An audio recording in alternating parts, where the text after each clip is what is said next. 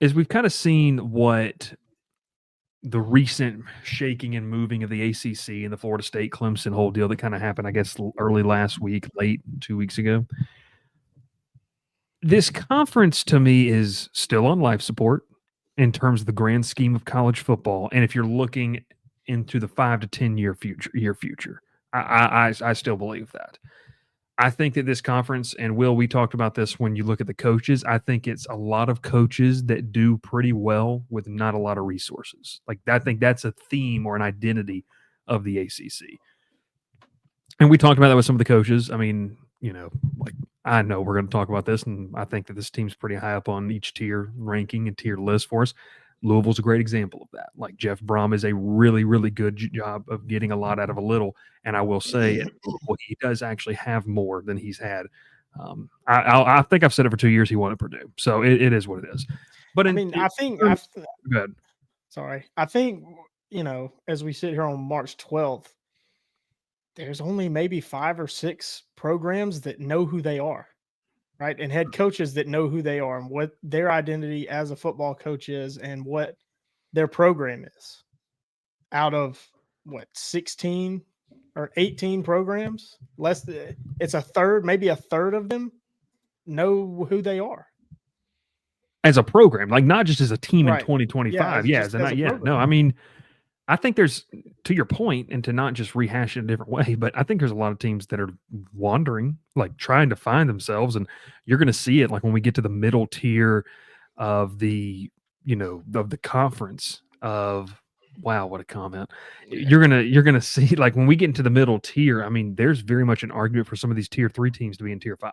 Like, I don't even think I'd think you were nuts in that sense. So what is the ACC? I like what you said, Will. It's a conference with a lot of teams that really don't know who they are as a program. And it doesn't mean they can't get there, but they're still trying to find themselves. Ralph, when I ask you what is the ACC in the most family-friendly way possible, how would you describe the ACC football conference heading into 2025? You hit it perfectly on the nail a minute ago. It was they do a lot with not much, really. And, I even go to like Syracuse this past year.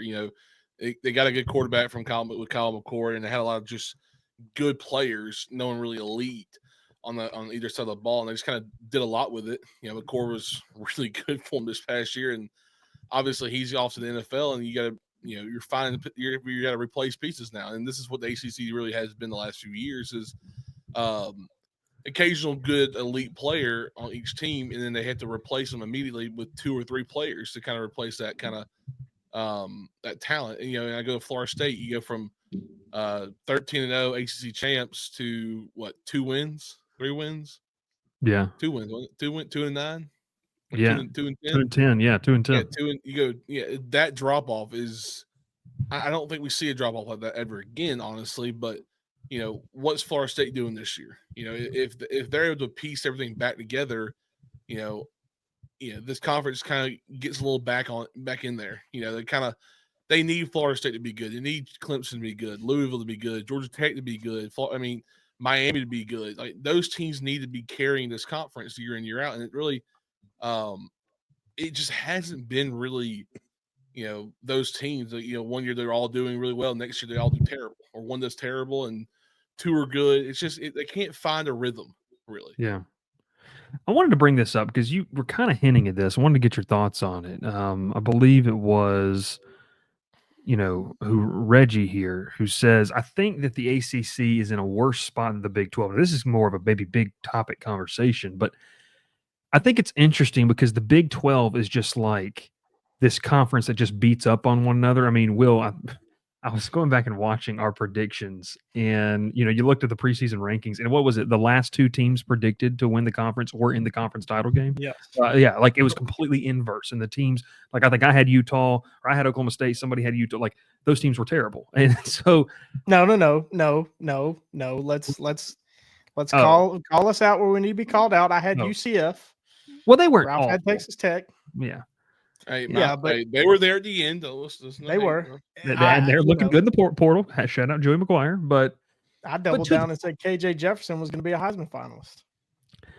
Yeah, well, to the to to that point though about the Big 12 and compared to the ACC, I guess I would ask Reggie, what do you mean by the better spot in terms of respect, in terms of the playoff? Because I will say I think the ACC has the more heavyweight brand than the Big 12 does. Like Clemson's going to wield more power in terms of brand value than anybody the Big 12 can put up, and unless they can start to like currently. Florida State, just the helmet will the logo will wield more Miami power. does too, though. Miami does too. Your top three do, I think, and what they should be. Yeah, I guess you'd say your top three brands, right? Like we can all say Clemson, Florida State, Miami are your top three brands, and UNC's in there too because they just are such a big brand. I don't know. I think that's an interesting claim because, and Will, I saw you were kind of nodding in agreement towards, I guess, Reggie's comment here, but in terms of on the field play, like, is the Big 12 deeper? Is the ACC have more? I'll say this: does the ACC have more playoff potential teams, but the Big 12 is just deeper in terms of they're all really close together? I mean, I was reading some stuff like NIL wise, there's not a lot of discrepancy in the Big 12 programs. Like they all spend around the same, and so it really is truthfully almost closest to an even playing field you have probably at the Power 4 level. Yeah, I mean, I would agree with that. I think simply because you have like more of a clear-cut favorite in the ACC. I mean, Clemson, year in, year out, you expect them to be there. Yeah. At the end, and you win your conference, you're in the playoff. It's that simple. Whereas the Big 12 is wide open. I think, when I compare conferences, I like to try to compare the worst teams of every conference and see how they stack up. And the bottom of the Big 12 to me is better than the bottom. It's much better than the bottom of the ACC. But I can understand that's not necessarily a fair comparison because your Stanfords, your Wake Forest, at least in 2024, they can't compare to the Big 12. But that's normally how I compare conferences. I say, could the worst team in the ACC beat the worst team in the Big 12? I don't think so. Yeah, so to back up your point real quick, this year it's kind of weird. It's two big brands. Oklahoma State, who went 0-9 in conference play. Dear God, that is wild. They beat Arkansas after being blown out in the first half. 2 or 3. Yeah. Like, but to your point, like let's take away those two big brands. Does a 2-6 in conference Stanford, they go 3-9 overall? Are they gonna, and just on paper, like, and just without doing tons of research, are they gonna beat a UCF or an Arizona? I don't think so. Like, so I'm with you. I think the bottom half of the Big 12 is stronger, but I do think the ACC has more brand value and more heavyweight teams. And I use that term lightly because I don't think there's a ton of heavyweight teams in the ACC, but I think Clemson carries the big club there. You think about brand value. I mean, Clemson, that is self-made brand value. Miami, that's historical brand value. You look to the Big 12. I mean, if you want to compare those, I would say Utah has built up their brand. Under Kyle Whittingham. Iowa State has built it up. I mean, there's not a historical power really in the Big 12 anymore. I mean, you've got, think back historically, Texas Tech was big on the national scene under Mike Leach for a handful of years. TCU under Gary Patterson for a little bit. Under Gary Patterson. I mean, Arizona State and Arizona. You think about like 90s. Hey, Bill Snyder. In the 90s, those two programs were really good. Yeah. It's interesting. I think the Big 12 it's fun. It's not to take anything away from the Big 12. I think it's a fun conference. They're not a lot of crazy. Stanford has tons of brand value. Yeah, but I guess, okay, I want to say this. When I say brand value, I mean like college football, like athletics. Like Stanford doesn't have brand value in college football like it once did when it had McCaffrey and Harbaugh and the early days of David Shaw, Luck. Jim Plunkett. Yeah, I mean, it's, I don't know, it's interesting. Louisville would be a top 3 team in the Big 12. Our boy FNB Quan says, I would agree. I'd say Louisville's arguably a top 3 team in the ACC if you want to get into arguing semantics.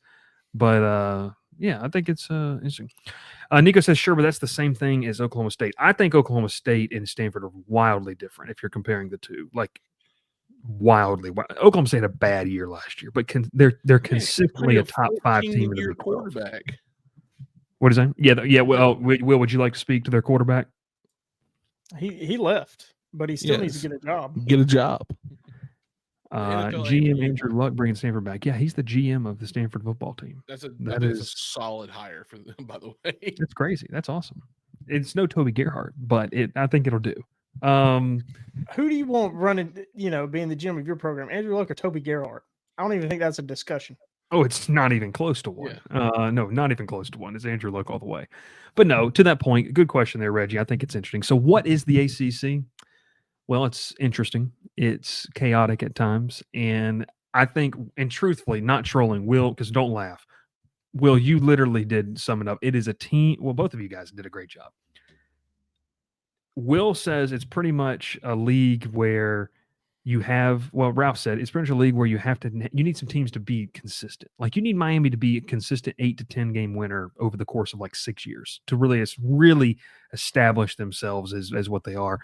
And I don't know. I think this conference is interesting. 2025 is going to be a weird year. I do still fear for the future of it because you're not making a lot of money in terms of that. And I really do. I really do. I will say this, like, as much as we joke, we talk SEC, ACC here on the show, like, I do like the ACC. It's fun to watch. I just wish that this conference would have better leadership and would have been more forward thinking at the time. Matt says, too bad that Calvin is too busy growing the jazz cabbage to care about being involved in Georgia Tech. Not that there's anything wrong with that. I've never heard it get called that. That's hilarious. That's wild. That's crazy. I'll be honest with you. If you want to say something like that again, you're probably going to have to get Dono to be able to put those stuff like that on the board. So that being said, any final thoughts on kind of what is the ACC? No, I'm not saying it. I think it's best if we don't get into that.